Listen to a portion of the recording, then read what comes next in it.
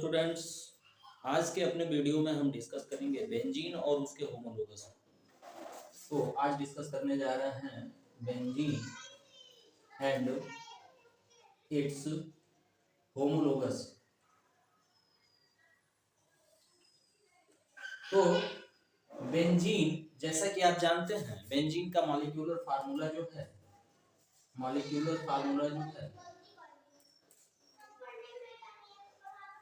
वो C6H6 होता है। C6H6 molecular formula is C6H6।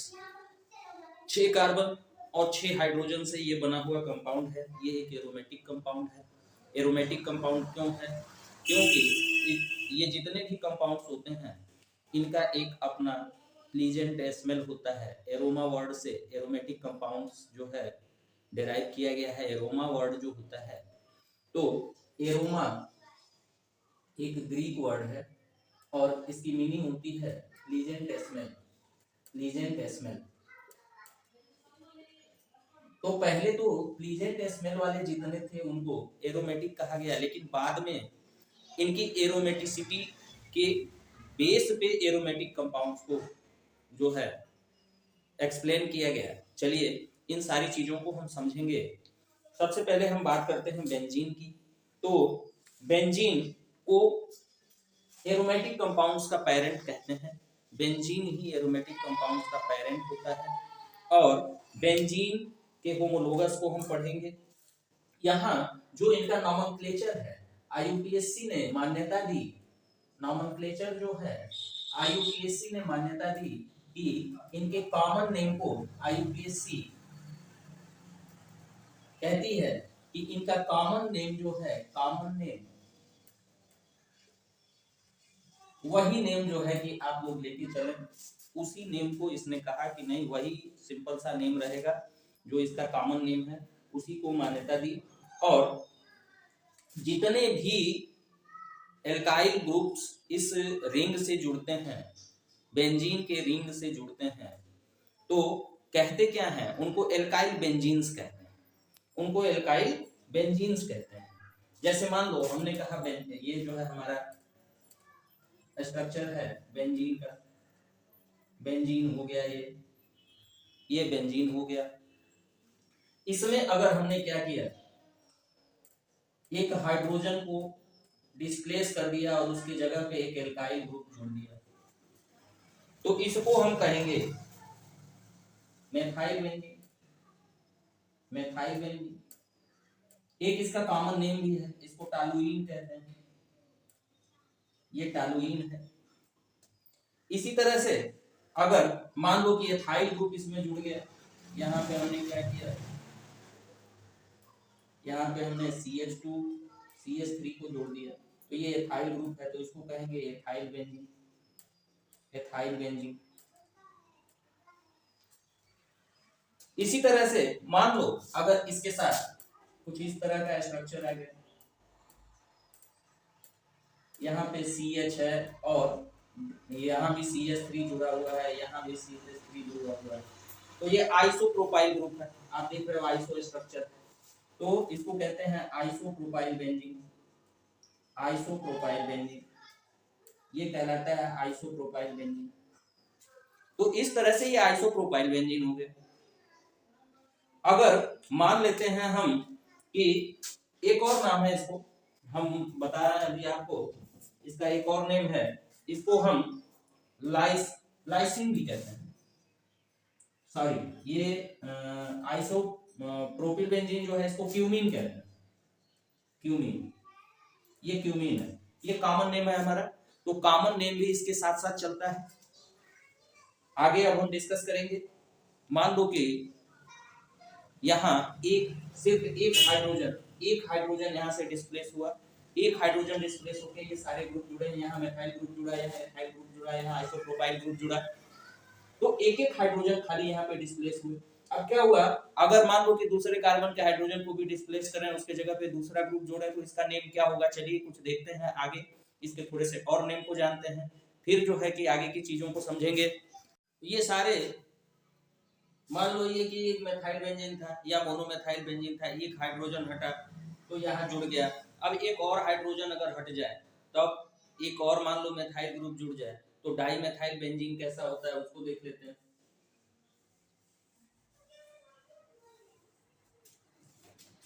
Die methyl benzene, dimethyl benzene जो है, डाई मेथाइल बेंजीन, अब मान लो कि ये हमारा बेंजीन रिंग हो गया, बेंजीन रिंग हो गया, यहाँ पे एक मेथाइल ग्रुप जुड़ गया, यहाँ पे एक मेथाइल ग्रुप जुड़ गया, तो नंबरिंग जब हम करते हैं इसकी तो पहला कार्बन, दूसरा कार्बन, तीसरा कार्बन, चौथा कार्बन, पांचवा कार्बन, छठवां कार्बन, इसको क्या कहेंगे 1,2 dimethyl benzene, 1,2 dimethyl benzene. इसी तरह से अगर मान लो यहां पे हमारे पास एक रिंग है, यहां पे एक मेथाइल ग्रुप जुड़ा हुआ है, अब दूसरे के जगह पे हमने तीसरे पोजीशन पे एक मेथाइल ग्रुप जोड़ दिया, कुछ इस तरह का स्ट्रक्चर हो गया, इसको कहेंगे 1,3 डाइमेथाइल बेंजीन।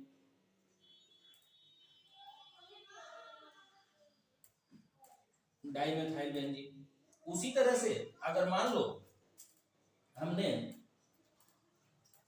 एक और स्ट्रक्चर ले लिया यहाँ पे, यहाँ और यहाँ जोड़ दिया, तो इसको हम क्या देंगे, पहला पोजीशन, दूसरा, तीसरा, चौथा, 1,4 डाइमेथाइल बेंजीन,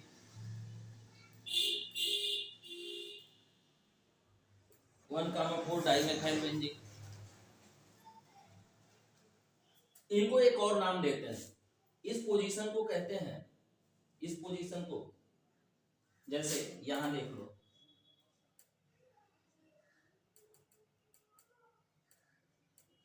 ये हमारा रिंग हो गया, इस पोजीशन को कहते हैं आर्थो, इस पोजीशन को कहते हैं मेटा, और इस पोजीशन को कहते हैं पैरा। उसी तरह ये पोजीशन जब आएगा तो इसको कहेंगे मेटा, ये पोजीशन जो है वो है आर्थो, तो इसको एक और नाम देते हैं, इसका कॉमन नेम जो है वो है जाइलीन, इसका कॉमन नेम है वो है जाइलीन, कॉमनली इसको जाइलीन के नेम से हम जानते हैं। तो जाइलीन के नेम से कॉमनली इसको हम जानते हैं, तो इसको कहेंगे क्या, आर्थो पोजीशन पे है तो इसको कहते हैं ओ जाइलीन, आर्थो जाइलीन। ये मेटा पोजीशन है तो इसको कहेंगे एम जाइलीन, ये पैरा पोजीशन है तो इसको कहेंगे पी जाइलीन। चलिए कुछ बातों को आगे और समझेंगे। अब टेट्रा को समझते हैं कि टेट्रामेथाइल बेंजीन क्या होता है। टेट्रामेथाइल बेंजीन को एक बार समझ लेते हैं।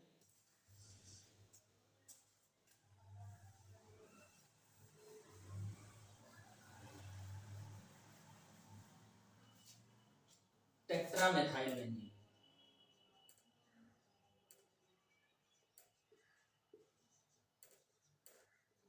टेट्रामेथाइल बेंजीन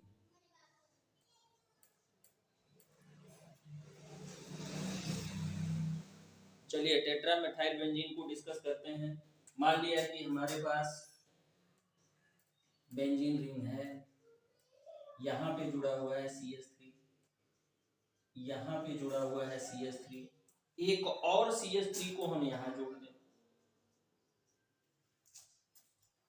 अब इसकी नेमिंग हमको करनी है, तो पहला पोजीशन, दूसरा पोजीशन, तीसरा पोजीशन, 1,2,3 ट्राइमेथाइल, 3 हो गए ट्राइमेथाइल, सॉरी ट्राइमेथाइल बेंजीन को देखना, trimethyl benzene, trimethyl,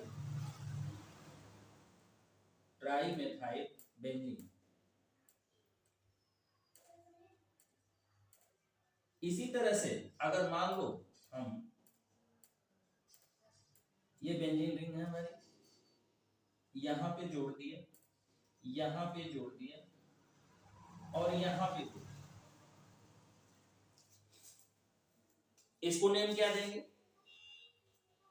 1,3,5 trimethyl benzene. ये नेम समझ में आ गए होंगे आपको, कुछ इस तरह के नेम तो समझ में आ गए होंगे। ये नेमिंग अब आप कर लोगे, इसके नेमिंग में प्रॉब्लम नहीं होगी। कुछ और ग्रुप्स को डिस्कस करेंगे, जैसे कि एरिल ग्रुप क्या होता है। एरिल ग्रुप हमारा क्या है, तो एरिल ग्रुप में अगर मान लो कि कोई हमारा कार्बन से जुड़े हुए हाइड्रोजन है, एक वैलेंसी अगर खाली कर, जैसे मान लो यहां क्या होता है C6H6 में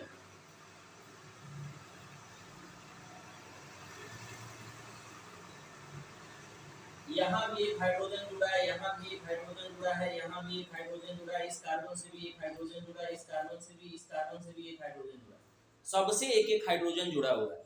अगर किसी एक को हम खाली कर दें, कुछ ऐसा दिखेगा। तो अगर एक वैलेंसी को खाली करना है इस तरह से, इस रिंग के एक जो कार्बन की वैलेंसी है, किसी एक वैलेंसी को खाली कर दें, तो उसको हम एरिल ग्रुप कहते हैं, उसको हम एरिल ग्रुप कहते हैं। जैसे यहां हमने रिंग बनाया, यहां हमने रिंग बनाया, मान लो इसको हमने खाली कर दिया, तो ये एक एरिल ग्रुप है और इस ग्रुप को कहते हैं फेनिल ग्रुप। इस ग्रुप को कहते हैं फेनिल ग्रुप, इसको फेनिल ग्रुप कहते हैं। और इसी तरह मान लो अगर हमने क्या किया, यहां पे CH3 को हमने जोड़ा है, यहां पे हमने CH3 को जोड़ा है और यहां का हमने खाली कर दिया, यहां का हमने खाली कर दिया, तो इसको कहते हैं टोलिल ग्रुप। और ये कैसा आर्थो पोजीशन है, तो ओ टोलिल ग्रुप हो गया ये। इसी तरह मान लो हमने क्या किया, यहां पे CH3 है, एक मेथाइल ग्रुप इसके साथ ऑलरेडी है और इस मेटा को खाली कर दिया हमने, ये वैलेंसी हमारी खाली हो गई, तो इसको कहेंगे एम टोलिल ग्रुप। इसी तरह से मान लो हमने क्या किया,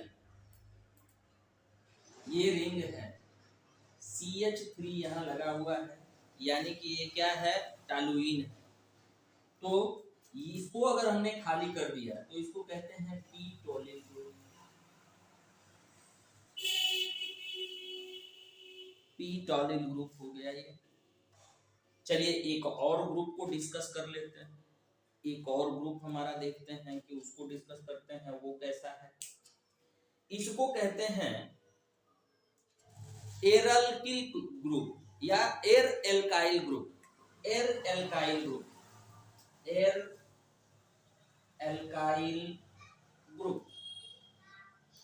तो एर एल्काइल ग्रुप में क्या होता है, इसमें ध्यान देने वाली बात क्या है कि हमारे पास रिंग है, हमारे पास रिंग है, मान लो ये एक रिंग है, ये एक रिंग है, ये हमारी एक रिंग है 6 कार्बन की, ये 6 कार्बन की रिंग है यानी बेंजीन रिंग है। यहाँ पे एक मेथाइल ग्रुप जुड़ा हुआ था, यहाँ पे एक मेथाइल ग्रुप जुड़ा हुआ था, ध्यान देना। और हमने क्या किया, CH3 होता है, मेथाइल ग्रुप क्या होता है, CH3 होता है, यानी कि एक जो वैलेंसी है वो इससे जुड़ी हुई है। अब यहाँ पे हम क्या करें, ये मेथाइल ग्रुप है, इसमें से एक हाइड्रोजन को हम कम कर दें, एक वैलेंसी खाली कर दें, यानी CH2 यहाँ पे हम लिख दें, एक वैलेंसी इसकी खाली कर दें, तो इसको हम कहते हैं क्या, बेंजील ग्रुप। बेंजील ग्रुप, ये बेंजील ग्रुप, ये बड़ा ही इंपॉर्टेंट है।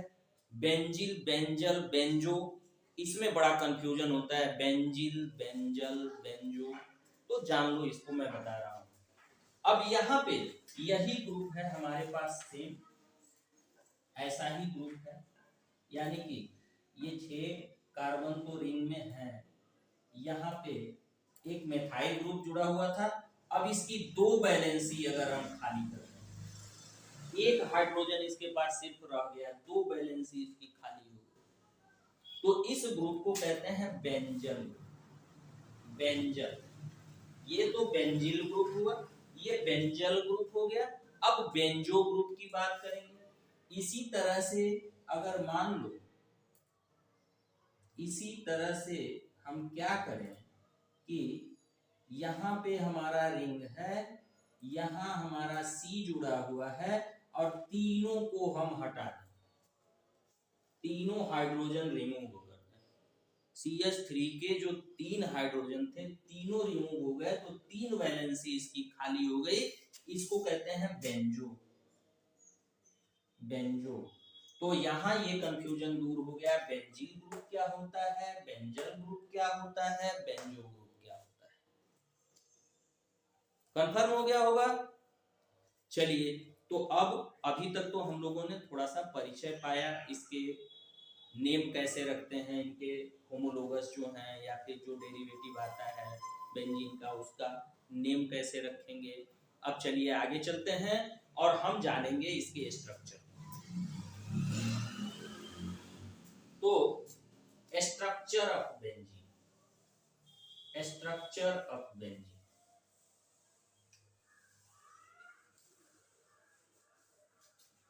Structure of benzene, structure of benzene को डिस्कस करेंगे।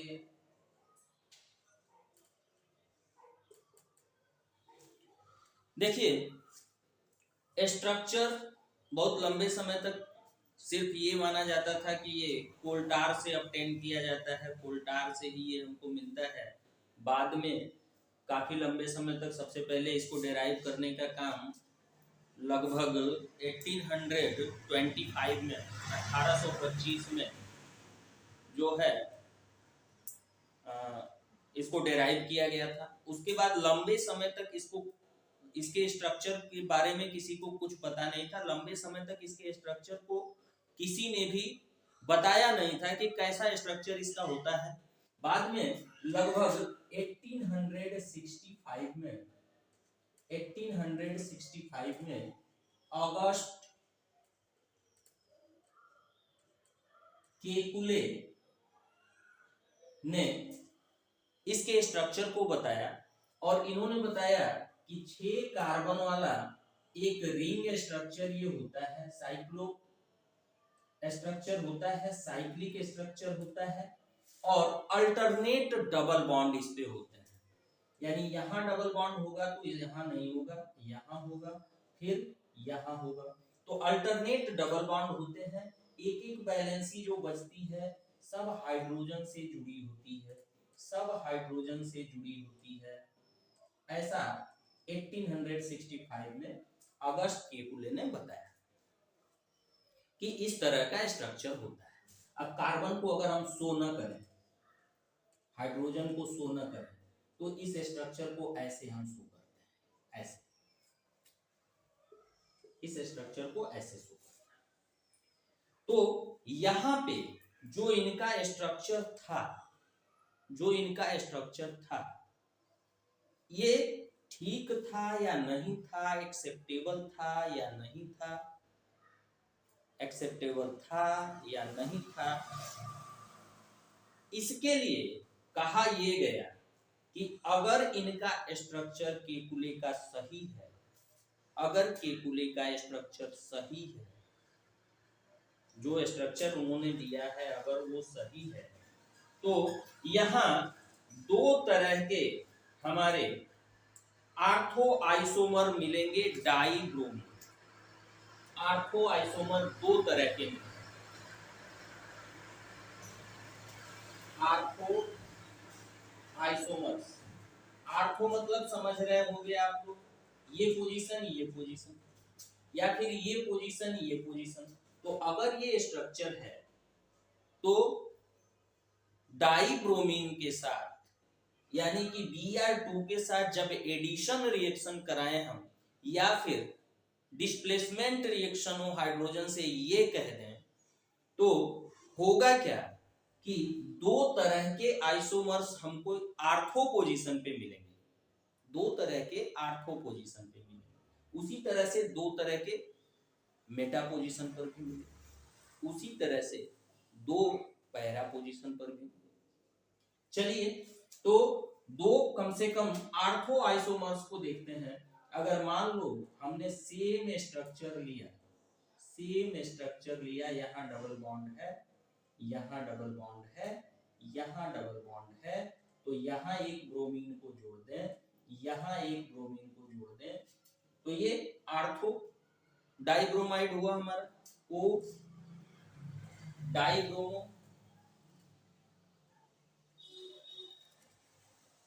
डाइब्रोमो बेंजीन कहेंगे इसको। इसी तरह से दूसरा स्ट्रक्चर भी हमको मिल सकता है, कैसा? यहां डबल बॉन्ड है, यहां डबल बॉन्ड है, यहां डबल बॉन्ड है, यहां। अब हुआ क्या, इसके साथ जुड़ जाए ब्रोमीन और इसके साथ जुड़ जाए ब्रोमीन, या ऐसे सीधा जोड़। तो आप देखते हो यहां जिन दो कार्बन्स के बीच ये जुड़ा है उनके बीच डबल बॉन्ड है, यहां जिनके बीच जुड़ा है उनके बीच सिंगल बॉन्ड है। तो इस तरह से हमको दो जो है आइसोमर्स मिलने चाहिए, ये भी कहलाएगा क्या, आर्थो डाइब्रोमो बेंजीन, ये भी आर्थो डाइब्रोमो बेंजीन है, दोनों आर्थो डाइब्रोमो बेंजीन हैं।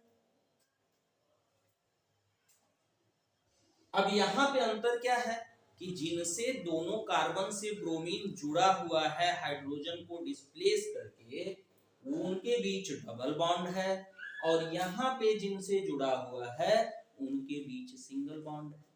लेकिन ऐसा होता नहीं है। और दूसरी बात ये थी कि जब ये तीन तीन डबल बॉन्ड को कंटेन करता है, तीन तीन डबल बॉन्ड यहाँ पे ऑलरेडी हैं, तो होगा क्या, ये एल्कीन्स के जो इलेक्ट्रोफाइलिक एडिशन रिएक्शंस हैं, ऐसे रिएक्शन को इसको शो करना चाहिए, जबकि ऐसा होता नहीं। नॉर्मल कंडीशन में ये एल्कीन्स के जैसे एडिशन रिएक्शन को शो नहीं करता है, तब जब इस तरह का स्ट्रक्चर नहीं दिखा तो केकुले ने कहा कि इसके दो स्ट्रक्चर हो सकते हैं, इसके दो पॉसिबल स्ट्रक्चर हो सकते हैं। एक स्ट्रक्चर ये हो सकता है, जब केवल डबल बॉन्ड के साथ ही जुड़ा हुआ देखा तो या तो एक स्ट्रक्चर ये हो सकता है, या फिर एक स्ट्रक्चर ऐसा भी हो सकता है, एक स्ट्रक्चर ऐसा भी हो सकता है, एक स्ट्रक्चर ऐसा भी हो सकता है, यानी डबल बॉन्ड यहाँ पे, डबल बॉन्ड यहाँ पे, मैंने पूरा सर्किल बना दिया। तो यहाँ हमको दिखता क्या है, यहाँ डबल बॉन्ड है, इसमें यहाँ डबल बॉन्ड है, इसमें यहाँ डबल बॉन्ड है, इसमें यहाँ डबल बॉन्ड है, इसमें यहाँ डबल बॉन्ड है, इसमें यहाँ। इसको अगर हम पहला स्ट्रक्चर मानते हैं तो इसको हम दूसरा स्ट्रक्चर मानेंगे। तब ये कहा गया कि ये दोनों स्ट्रक्चर को फाइंड आउट करता है, ये दोनों स्ट्रक्चर को गेन कर सकता है। तब अब बात आई रेजोनेंस की। यहाँ तो एक से अधिक पॉसिबल स्ट्रक्चर आ गए, तो आया क्या, रेजोनेंस। पॉसिबल स्ट्रक्चर आया, तो अब यहाँ दो पॉसिबल स्ट्रक्चर जब इसके हमको दिखे तो हुआ क्या, हुआ ये कि अब एक्सपेरिमेंटली फाइंड आउट कर लिया जाए कि एक्चुअल में इसका जो है स्ट्रक्चर क्या होता है।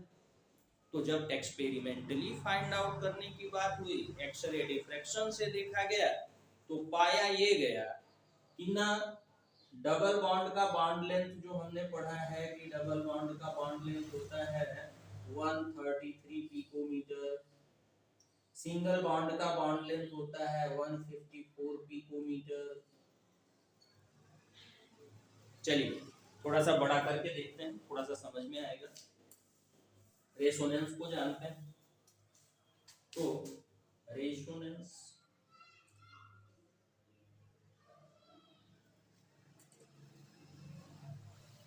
अब हुआ क्या, दो पॉसिबल इसके स्ट्रक्चर हो सकते हैं, दो पॉसिबल, यहाँ डबल बॉन्ड हो गया तो अल्टरनेट यहाँ पे होगा, यहाँ पे होगा, ये डबल बॉन्ड हो गया, इसको हम पहला स्ट्रक्चर मान लेते हैं। ऐसा स्ट्रक्चर भी हो सकता है, ऐसा स्ट्रक्चर भी हो सकता है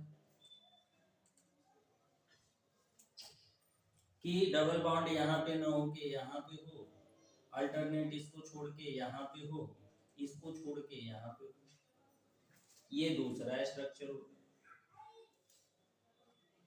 यहाँ जो सिंगल बॉन्ड का बॉन्ड लेंथ होगा 154 पिकोमीटर का होगा और डबल बॉन्ड का 133 पिकोमीटर का होगा, जैसा कि हमने पढ़ा है, जैसा कि हमने पढ़ा हुआ है। लेकिन पाया ये जाता है कि यहाँ जो कार्बन कार्बन के बीच बॉन्ड लेंथ है, कार्बन कार्बन के बीच जो बॉन्ड लेंथ है 6 कार्बन के बीच, वो लगभग 139 पिकोमीटर के बराबर होता है, 139 पिकोमीटर के बराबर होता है। ना इसका बॉन्ड लेंथ सिंगल के जैसा है, ना ही डबल के जैसा, न सिंगल के जैसा न डबल के जैसा, दोनों के बीच का। तो कहा ये गया कि ये जो हमारे पाई इलेक्ट्रॉन्स हैं जो डबल बॉन्ड बनाते हैं वो एक जगह पे फिक्स नहीं है, डीलोकलाइज्ड है। या फिर इनके बीच का स्ट्रक्चर अगर हमको बनाना हुआ तो हम क्या करेंगे, इनके बीच का स्ट्रक्चर हमको बनाना हुआ तो ये पूरी तरह से वितरित हैं, पूरी तरह से जो है बटे हुए हैं। तो ये जो तीसरा स्ट्रक्चर हुआ ये इन दोनों का हाइब्रिड स्ट्रक्चर होगा। हाइब्रिड इसका मतलब क्या हुआ, हाइब्रिड स्ट्रक्चर का सिंपली समझ लो कि यहाँ एक सिंगल बॉन्ड, एक डबल बॉन्ड, एक सिंगल बॉन्ड, एक डबल बॉन्ड, अगर इस तरह के बॉन्ड बनते हैं, इस तरह का बॉन्ड बनेगा तो बॉन्ड इंथैल्पी में डिफरेंस हो जाएगा, बॉन्ड इंथैल्पी चेंज हो जाएगी। और बॉन्ड इंथैल्पी अगर चेंज हो गई,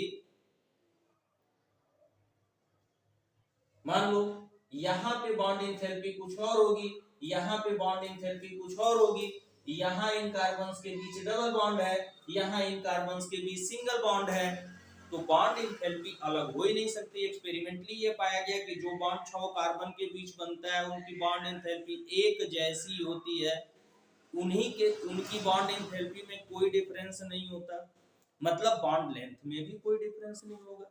जो लंबा बॉन्ड लेंथ होगा उसको तोड़ने में कम जो है कि एनर्जी लगेगी, जो थोड़ा सा छोटा होगा उसको तोड़ने में ज्यादा एनर्जी लगेगी। लेकिन यहाँ सारे बॉन्ड को तोड़ने में एक जैसी एनर्जी लगती है। तो इस तरह से ये क्लियर हुआ कि नहीं, ये जो रेसोनेंस है इनका हाइब्रिड स्ट्रक्चर यहाँ मिलता है, यानी कि डेढ़ डेढ़ बॉन्ड होता है, पूरा डबल और सिंगल बॉन्ड होता नहीं। या फिर ये कहें कि जो हमारे पाई इलेक्ट्रॉन्स हैं डबल बॉन्ड को बनाने वाले हैं वो पूरी तरह से डीलोकलाइज्ड होते हैं, एक फिक्स लोकेशन पे वो नहीं रहते, डीलोकलाइज्ड होते हैं। तो इसके स्ट्रक्चर को कहा गया कि यहाँ जो है 6 कार्बन का रिंग स्ट्रक्चर मिलता है, रिंग स्ट्रक्चर मिलता है, और रिंग स्ट्रक्चर के साथ साथ क्या होता है, क्लाउड डीलोकलाइज होता है, एक प्लेन में होता है रिंग के अंदर। तो रिंग स्ट्रक्चर होता है प्लस कैसा स्ट्रक्चर होता है, ये प्लानर स्ट्रक्चर होता है, एक प्लेन में सारे इसके इलेक्ट्रॉन्स जो हैं क्लाउड के रूप में पाए जाते हैं। तो रिंग स्ट्रक्चर प्लानर स्ट्रक्चर को ये शो करता है। अब हम बात करेंगे इसके एरोमेटिसिटी, एरोमेटिसिटी।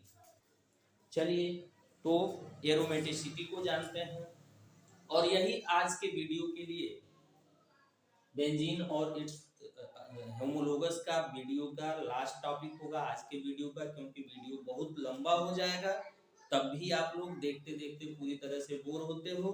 तो लास्ट टॉपिक हम लोग बेंजीन एंड इट्स होमोलोगस में जानेंगे, जिसको कहते हैं एरोमेटिसिटी। एरोमेटिसिटी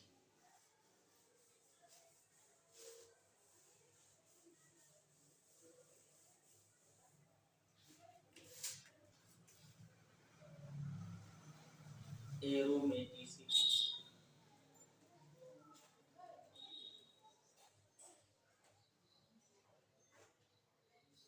तो एरोमेटिसिटी जो है, सॉरी CITY होगा, चलिए स्पेलिंग में अगर प्रॉब्लम होगी तो बुक से कंसल्ट करके और देख के अपने स्पेलिंग को ठीक कर लीजिएगा, उसमें कोई बहुत बड़ा इशू नहीं है, समझ में आनी चाहिए बातें। यहाँ हम बात करेंगे एरोमेटिसिटी की। तो यहाँ देखने को ये मिलता है कि सबसे पहले तो बेंजीन कैसा है, प्लानर है। पहली बात ये देखने को मिली, ये कैसा है, प्लानर, एक प्लेन। दूसरी बात क्या होगी, पाई इलेक्ट्रॉन्स जो है, पाई इलेक्ट्रॉन्स जो दूसरे बॉन्ड को बनाते हैं, आप जानते हो जो डबल बॉन्ड बनता है तो एक सिग्मा बॉन्ड होता है, दूसरा पाई बॉन्ड होता है। तो पाई इलेक्ट्रॉन्स जो यहाँ पे पाई इलेक्ट्रॉन्स है वो कंप्लीटली डीलोकेलाइज्ड है, कंप्लीटली डीलोकेलाइज्ड, डीलोकेलाइज्ड, कंप्लीटली डीलोकेलाइज्ड, उनका एक फिक्स लोकेशन नहीं। और तीसरा आपका आ गया हक्केल रूल। हक्केल रूल ये कहता है the number of pi electrons number of pi electrons is 4n plus 2, 4n plus 2 के बराबर इनका नंबर होता है, where n is equal to 0 1 2 3 and so on, 0 1 2 3 and so on। तो ये क्या है, where n is integer 0 1 2 3 and 4। ये 1 2 3 है क्या चीज, एक्चुअल में क्या है, ये रिंग का नंबर है कि कितने रिंग कंटेन हो रहे हैं, कितने बेंजीन रिंग कंटेन हो रहे हैं। जैसे देखो अगर हम बेंजीन के स्ट्रक्चर को ये मानो तो सिंगल हमारा साइक्लिक स्ट्रक्चर, सिंगल एकदम सिंगल, यहां पे n इज इक्वल टू 1 है, n इज इक्वल टू 1 है, तब number of pi electrons, number of pi electrons कितने होंगे, पाई इलेक्ट्रॉन्स का नंबर कितना होगा, पाई इलेक्ट्रॉन्स का जो नंबर होगा वो 4n plus 2 के बराबर होगा। 4 1 जा 4 plus 2 6 हो गए, 6 हो गए। तो यहां पे 6 अगर पाई इलेक्ट्रॉन्स हैं तो कितने डबल बॉन्ड होंगे, 3। तो मान लो यहाँ पे हम एक डबल बॉन्ड बना दिया, यहाँ पे एक बना दिया, यहाँ पे एक बना दिया, ये हुआ बेंजीन का केस, बेंजीन का केस, ये बेंजीन का केस। मान लो हम 6 से अधिक कार्बन का एक क्लोज रिंग बना दें, 6 से अधिक कार्बन का एक क्लोज रिंग बना दें, मतलब 7 का बना दें, 1 2 3 4 5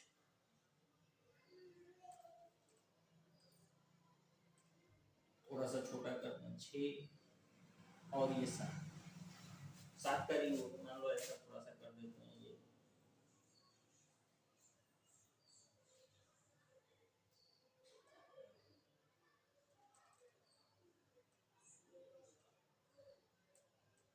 तो यहाँ एक कार्बन होगा, यहाँ एक कार्बन होगा, यहाँ एक कार्बन हो, यहाँ यहाँ यहाँ। अब देखो डबल बॉन्ड अगर हमको लगाना होगा तो यहाँ एक ही रिंग है तो नंबर ऑफ पाई इलेक्ट्रॉन कितना होगा, नंबर ऑफ पाई इलेक्ट्रॉन, एक ही रिंग है तो वही बराबर ही 6। अकेले रूल को अगर ये फॉलो करे तो बराबर ही 6, मतलब यहाँ हम डबल बॉन्ड रख सकते हैं, यहाँ हम डबल बॉन्ड रख सकते हैं और यहाँ हम डबल बॉन्ड रख सकते हैं। अब यहाँ भी रखें तो कंटिन्यूअस होगा, यहाँ भी रखें तो कंटिन्यूअस होगा, यहाँ डबल बॉन्ड रख नहीं सकते तो यहाँ पाई इलेक्ट्रॉन्स होंगे नहीं तो इस पे इलेक्ट्रॉन का अभाव होगा, यहाँ पॉजिटिव चार्ज आ जाएगा। तो 7 इलेक्ट्रॉन का क्लोज स्ट्रक्चर हो तो ये इन पॉजिटिव चार्ज को कंटेन कर लेगा, यहाँ पे पॉजिटिव चार्ज होगा। इसको कहते क्या है, इसको नेम क्या देते हैं, इसको हम नेम देते हैं साइक्लो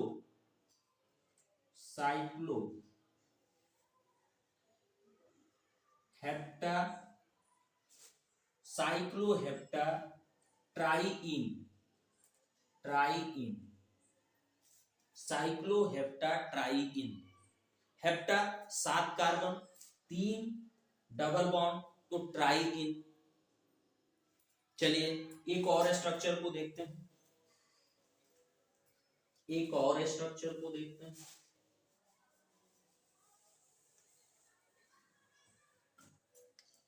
मान लो कि हम 8 ऑक्टागन बनाते हैं,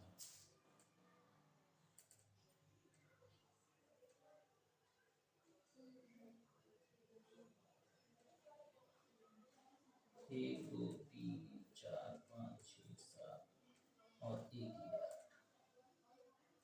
ये ऑक्टागन, मान लो ऑक्टागन 8 कार्बन। अब इसमें अगर हम क्या करें, डबल बॉन्ड लगाएं तो यहाँ लगा सकते हैं, यहाँ लगा सकते हैं, फिर इसको छोड़ के यहाँ लगा सकते हैं, 1 2 3 4 5 6 7, एक कम हो रहा है, ऑक्टागन बनाना है हमको।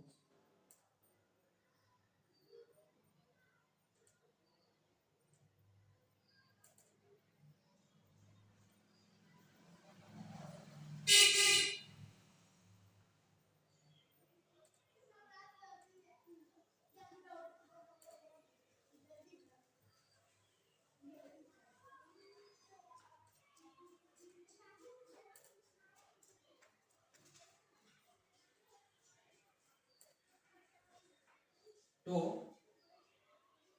1 2 3 4 5 6 7 और 8, ये 8 कार्बन।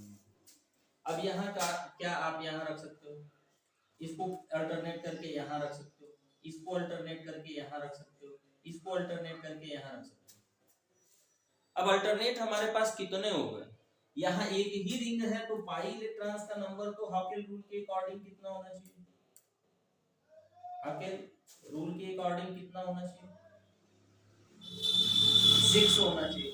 मतलब 4n + 2 = यहाँ 1 2 3 4 पाई बॉन्ड बन रहा है, 8 हो रहा है।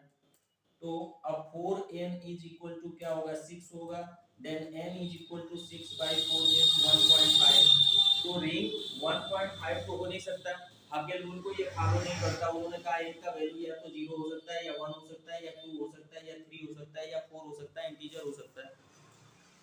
ये इंटीजर हो सकता है, पॉजिटिव इंटीजर हो सकता है, 0 हो सकता है, फ्रैक्शनल नहीं हो सकता। तो ये जो है जिसको हम कहेंगे साइक्लो, अब इसको नेम क्या देंगे, cyclo octa, cyclo octa tetraene, tetraene, cyclo octa tetraene. ये हकेल रूल को फॉलो बिल्कुल नहीं कर रहा है, ये हकेल रूल को फॉलो नहीं करता है, यानी इसको कहेंगे कि ये एरोमेटिक नहीं है। एरोमेटाइजेशन के लिए हकेल रूल का होना जरूरी है, तो हम कहेंगे क्या कि साइक्लो ऑक्टा टेट्राइन एरोमेटिक नहीं। चलिए अब देखते हैं दूसरे के साथ, मान लो एक और स्ट्रक्चर देखते हैं।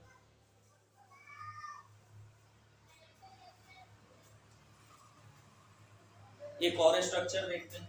मान लो हम दो रिंग को एक साथ जोड़ दें,